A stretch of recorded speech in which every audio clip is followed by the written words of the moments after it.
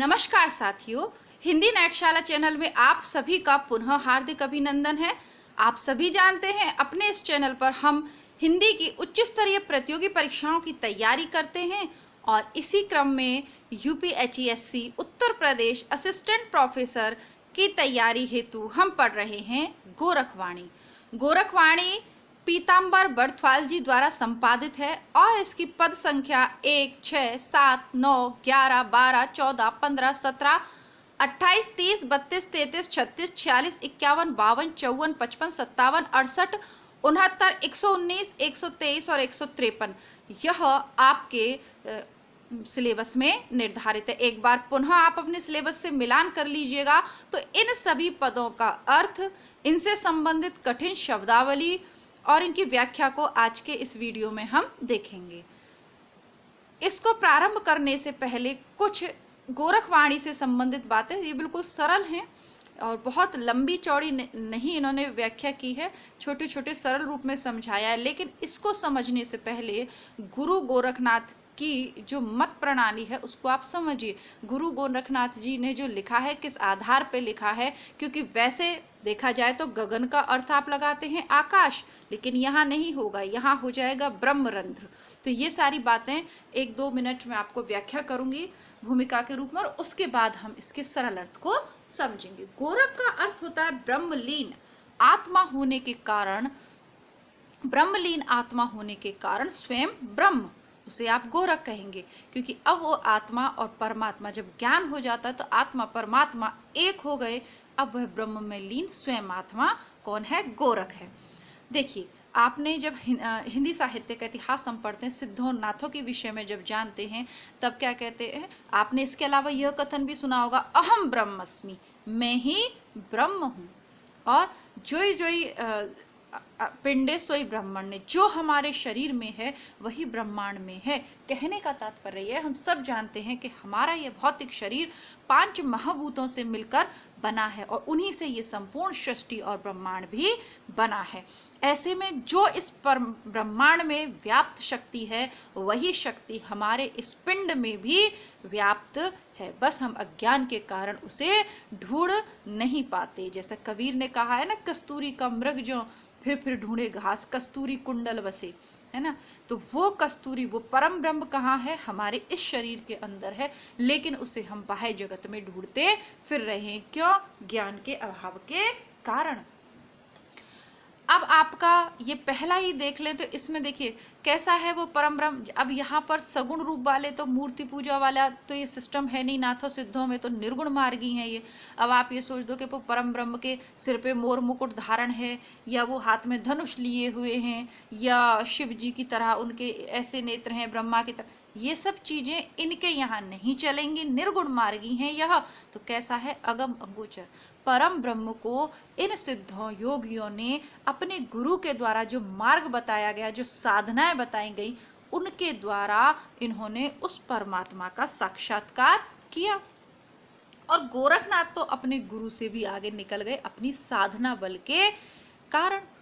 ठीक है, जो पुरानी गुरु शिष्य परंपरा चली आ रही है, जो हमारे ऋषि मुनियों ने कहा, जैसे इनकी शब्दावली में आप उन्हें गुरु, महंत और कहीं कहीं तो पीर शब्द का उल्लेख भी आपको मिलेगा। तो इसका संबंध ये नहीं है कि ये मुसलमान इस्लाम धर्म से प्रभावित थे, वो चीज़ नहीं है। लेकिन शब्दावली में क्योंकि घुमक्कड़ प्रवृत्ति के थे तो थोड़े बहुत शब्द अन्य भाषाओं के भी आ ही जाते हैं। इनकी भाषा सदुकड़ी भाषा, जैसे आप कबीर की पढ़ते तो वो चीज़ आपको देखने को मिलेगी।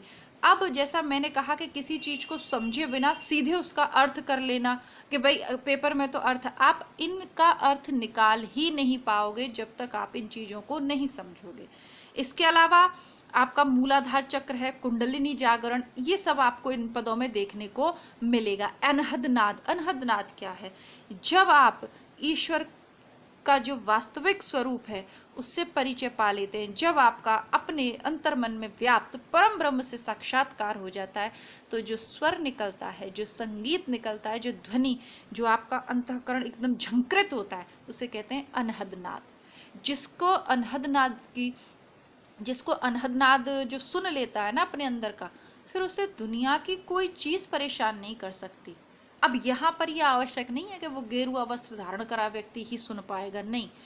कोई भी व्यक्ति जो अपनी साधना से, ठीक है, या फिर ईश्वर उसको ऐसी कृपा कर दे तो उसके अंदर जो आनंद का स्रोत है, जो झरना फूट पड़ता है, बस वही अनंतनाद है।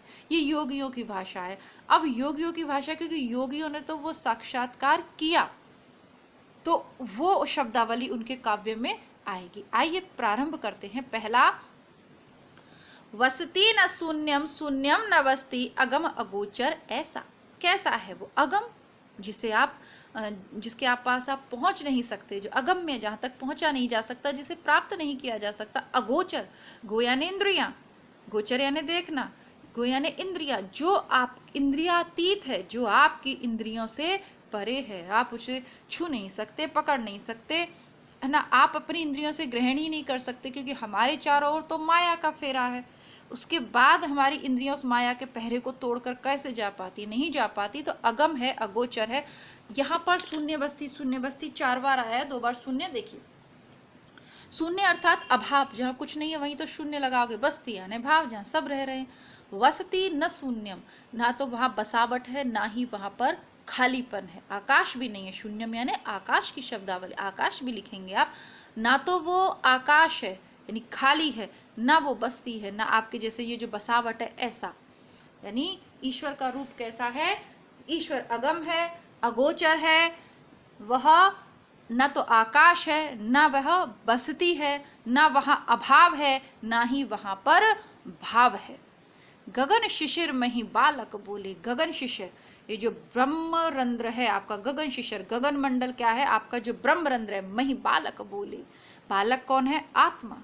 बोले, ता का नाव धरोगे कैसे, उसका नाव कैसे धरोगे तुम जो ये कहते हो कि ये नाम है, उसका वो नाम है, या मतलब आप जैसे पूछा जाता था कि वो कैसा है ब्रह्म, उसको क्यों मिल, तो बहुत सारे सवालों का जो सवाल पूछे जाते थे उनका जवाब है कि उसका क्या नाम रखोगे आप।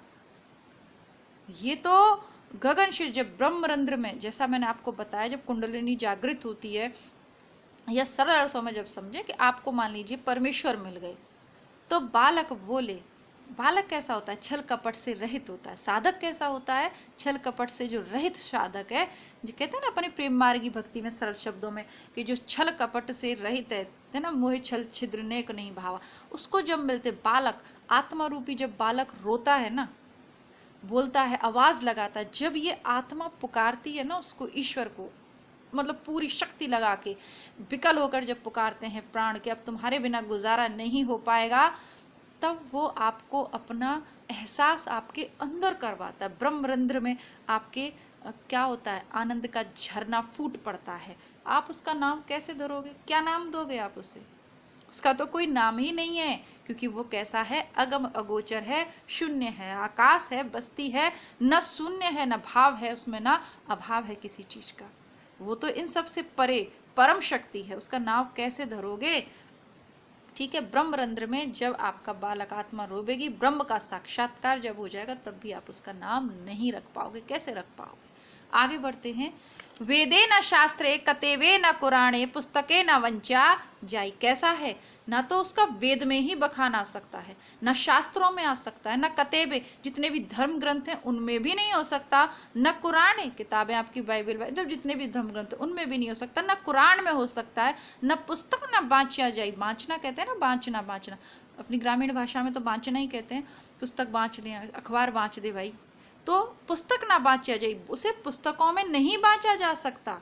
आप जानते हैं जब हम अपने उसमें पढ़ते हैं तो वेद ने भी क्या कहकर ईश्वर को छोड़ दिया? नेति नेति, इतना भी नहीं, इतना भी नहीं। वेद लिखते जा रहे हैं और क्या कह रहे हैं? ना इति ना इति, इतना भी नहीं, इतना भी नहीं, यानी वो उससे भी आगे है।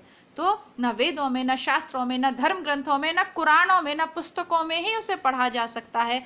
ते पद जाना बिरला जोगी और दूनी सब धंधा लाई। उसे तो केवल ते पद जाना, उसके स्वरूप को, उसके चरणों को, उसको केवल विरला योगी, कोई योगी होता है जो जान पाता है। और दुनी सब धंधे लाई, और सारी जो दुनिया है ना, सारी दुनिया ये तो धंधे में लग रही है।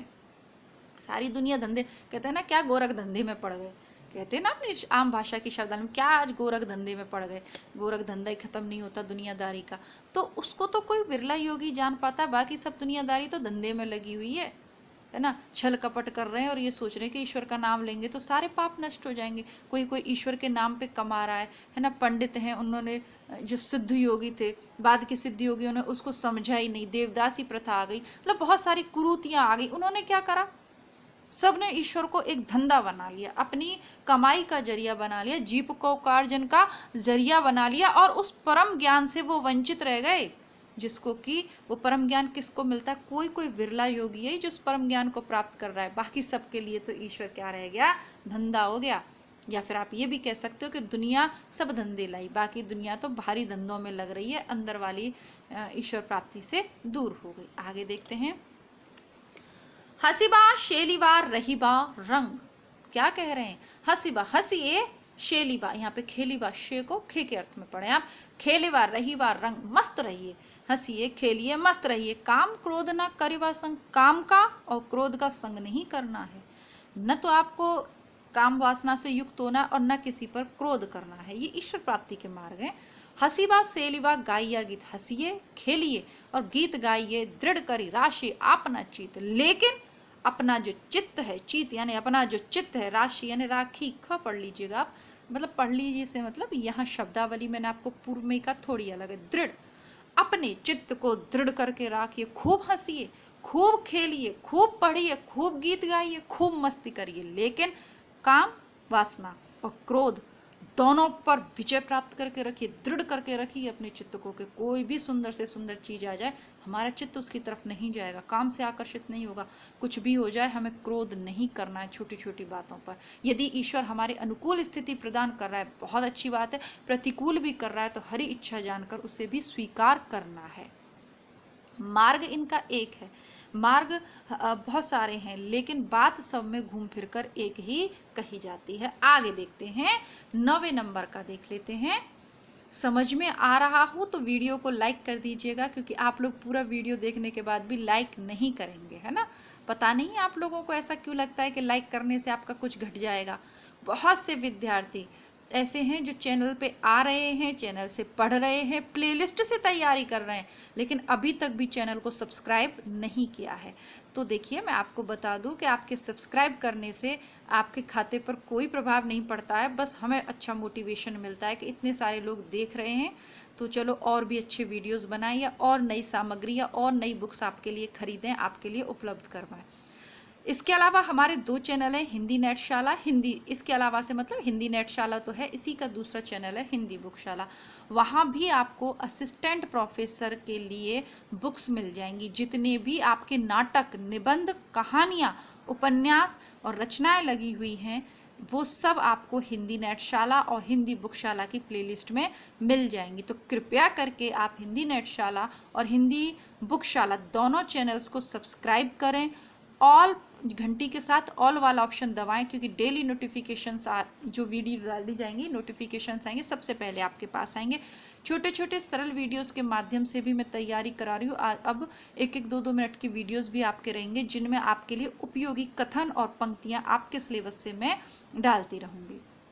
ठीक है, तो जब मैं आपके लिए वीडियोस बनाऊँ, आपसे पूछूँ कि कमेंट बॉक्स में उत्तर दीजिए, तो उन प्रश्नों का उत्तर आप अपनी समझ के अनुसार कमेंट बॉक्स में दें। गलत होगा तो भी कोई बात नहीं है, सही उत्तर मैं अगले वीडियो में बताऊंगी। चलिए, ये आगे की जानकारी थी, फिर आगे देख लेते हैं। हमंद महमंद ना कर काजी, महमंद का विषम विचार। अरे काजी, ओ काजी, तो ये जो मोहम्मद करता रहता है ना, ये ना कर, मुहम्मद का विषम विचार। मुहम्मद का तो बहुत गंभीर विचार है। मोहम्मद हाथ करद जे होता, लोही घड़ी न सा। मुहम्मद के हाथ में जो करद, जो छुरी है ना, वो तो ना तो लोहे की होती है, न सारम, न इस्पात की होती है। यानी जो तुम ये लोहे की छुरी लेकर मोहम्मद के नाम पर ये काट देते हो ना जानवरों को, तो ये गलत है। तुम ये मोहम्मद के नाम पर ये सब मार काट बंद कर दो। क्यों? क्योंकि उसका तो विषम, वो बहुत गंभीर उसके विचार थे। उसके हाथ में क्या थी? शब्द रूपी छुरी थी। शब्द रूपी छुरी थी, जिससे वो लोगों के अवगुण रूपी जो पशु, उनके अंदर जो पशु पाशविक प्रवृत्तियां थी, उनको काटते थे। वो शब्द रूपी छुरी से हृदय में बैठी हुई पाशविक प्रवृत्तियों को काटते थे मोहम्मद साहब। जिनका नाम लेकर तुम जो है जानवरों को काटते फिरते हो। क्योंकि मुहम्मद की जिन बातों को आध्यात्मिक अर्थ में कहते थे, शिष्यों ने भौतिक अर्थ में सीखा। उन्होंने कहा आपके अंदर बैठे हुए पशु को मारना है, और वो लेके और बाहर बैठे बाहर जगत में उसको मान लिया कि पशुओं को काटना है और खाना। तो ये जो चीज़ है ये मुहम्मद ने नहीं कही थी कि पशु बलि जा या निरीह जानवरों को मार मार के खाओ, नहीं।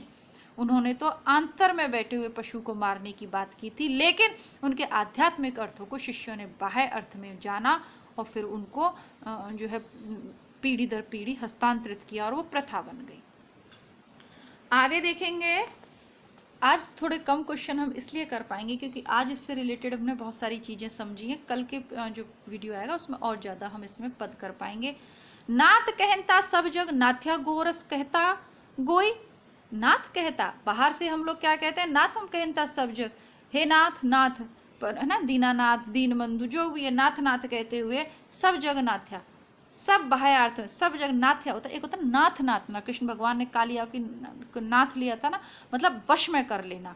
तो माया ने सब जग को, जो ये जो जग नाथ नाथ करता फिर रहा है ना, जगन्नाथ दीनानाथ ये सब करता हुआ फिर उसको जग को माया, उस जग को माया ने नाथ रखा है, अपने बस में कर रखा है।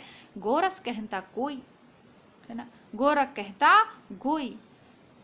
गोरख का नाम लेते हुए भी आध्यात्मिक जीवन तो गुप्त ही रह गया और माया के द्वारा नाथों ने नाथ लिया गया, यानी वश में कर लिया। कोई गोरख कह रहा है, कोई नाथ कह रहा है, जो कुछ भी कह रहा है, लेकिन ये सब बाह्य चीजें रह गई, तत्व तक नहीं पहुंच पाए।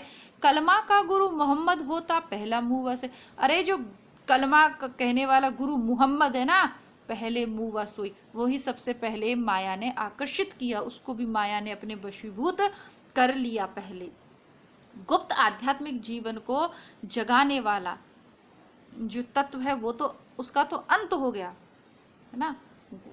गुप्त जो आध्यात्मिक जीवन जगाने वाला तत्व था उसका तो अंत हो गया और माया के वशीभूत होकर ये संसार चलने लगा। अर्थात तुम केवल नाथ नाथ कह रहे हो या मुहम्मद मुहम्मद कह रहे हो, उससे ही उद्धार नहीं होगा। वास्तविक जो तत्व है उसको तुम्हें जानना पड़ेगा, और जिसके सहारे से तुम ये सोच रहे हो ना कि किसी और के सहारे से तुम जान पाओगे, गुरु का होना आवश्यक है, लेकिन जो आपको जो तपस्या है, जो इंद्रियों का निग्रह है, जो काम क्रोध पर जो वश करना है, वो आपको स्वयं करना पड़ेगा। वो केवल पथ प्रदर्शक हो सकता है, आपको स्वयं अपने को पहले गुरु के योग्य बनाना पड़ेगा।